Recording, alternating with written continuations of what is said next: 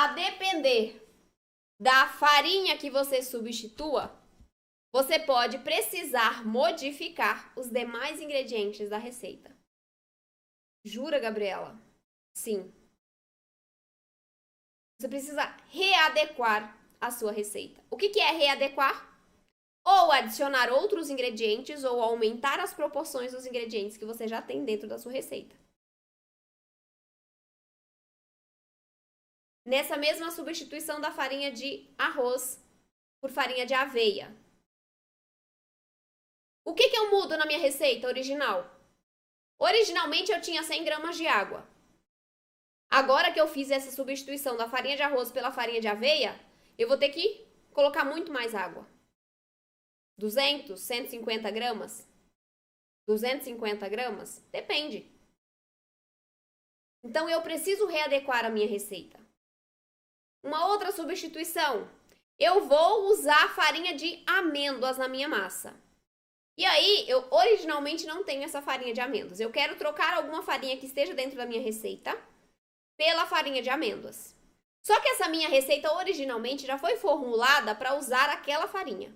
Então, se eu vou substituir a farinha de amêndoas, substituir uma farinha dessa receita, por exemplo, uma farinha que seja mais seca, por uma farinha de amêndoas, eu preciso readequar essa receita às vezes, dependendo da proporção que eu coloque, da quantidade de farinha de amêndoas. Por quê? Porque a farinha de amêndoas tem muita gordura. Se eu coloco uma quantidade maior de farinha de amêndoas dentro de uma receita que já tem uma quantidade maior de gorduras, o que vai acontecer com a minha massa? Vai pesar, pode baixar, pode ficar muito gordurosa. Porque eu já tenho uma quantidade naquela receita de gordura que era necessária para o mix que eu tinha. Agora, se eu venho com uma farinha que é rica em gorduras e não faço a readequação dessa receita, pode ser que o meu resultado final fique pesado, baixe, porque eu tenho excesso de gordura na massa. Entendem como é diferente? A farinha de nozes, ela tem mais gorduras do que a farinha de amêndoas. Então, se eu fizer a substituição de uma pela outra, se for uma proporção muito grande, pode ser que o meu resultado final fique gorduroso, fique pesado, baixe, porque eu coloquei mais gordura do que originalmente eu tinha na massa. Então, eu preciso readequar o meu resultado, a minha receita, perdão. Eu preciso readequar a minha receita para que eu consiga obter um resultado final perfeito, como era com a receita original. Então, se você vai colocar uma farinha de amêndoas a mais na sua massa, você precisa verificar se essa proporção de farinha de amêndoas não vai pesar muito.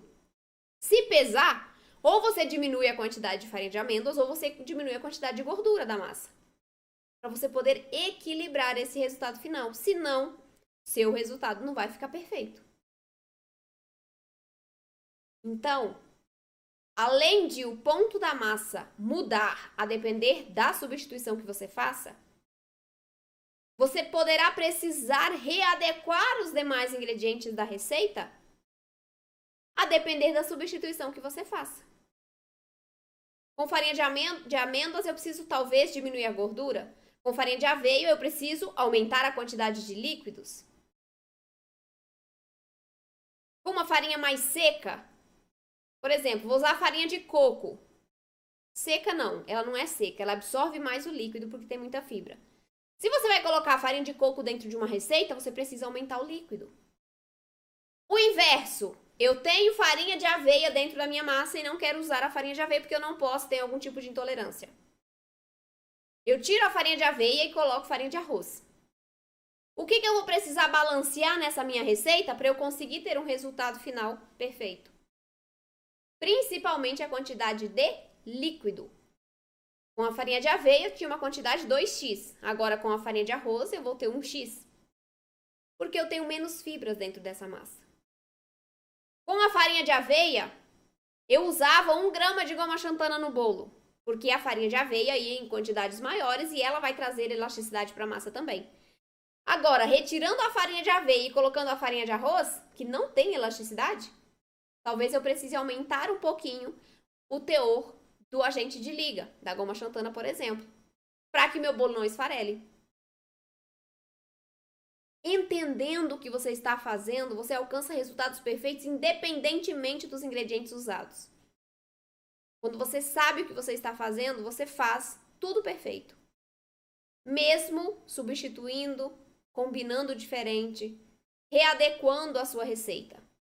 Isso é que vocês precisam entender, que vocês precisam aprender. Porque é isso também que vai te dar autonomia, vai te dar liberdade para você fazer um pastel frito. Sem glúten, sem leite animal, para você fazer outras receitas que você goste, sem os alérgenos que te causam problemas de saúde e tendo um resultado delicioso.